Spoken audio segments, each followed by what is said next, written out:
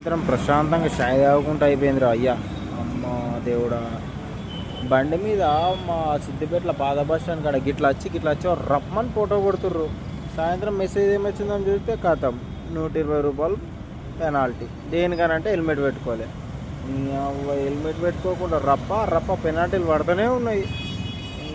విషయం పిల్ల ఉండవ ఈ కథ ఈగో సైడ్కి వెళ్ళి వచ్చిందిరా అని చెప్పి ఆయనతో హెల్మెట్ అయితే కొనుక్కున్నా. ఇగో ఇదే హెల్మెట్.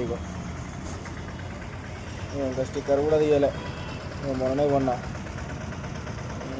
అమ్మ ఏం చేయాలి మరి? ఈ ఉట్టి అసలు ఇట్లా ఉట్టి వచ్చిపోదామన్నా కూడా పట్టను ఈ అమ్మ కొడుతుర్రు, రప్ప పడుతూనే ఉన్నాయి. చంపల మూడవయ్యా ఏందిరా అయ్యా, నా తలకే నేను కాపాడుకోనికే పైసలు వేసుకున్నట్టు ఉంది కథ. డేంజర్గా ఉంది సిద్దిపేటలో. ఇక రూల్స్ పాటించమని ఎవరిని అడిగేది లేదు. రప్పన ఫోటో కొట్టాలి, కుదాలి అంతే. దొరికితే 5-6 ఫైన్లు ఉన్నాయి అనుకో, దొరికినట్టు చక్కగా తీసుకొని లోపల పడదా ఇంటారు బండి. చంపల మూడవయ్యా.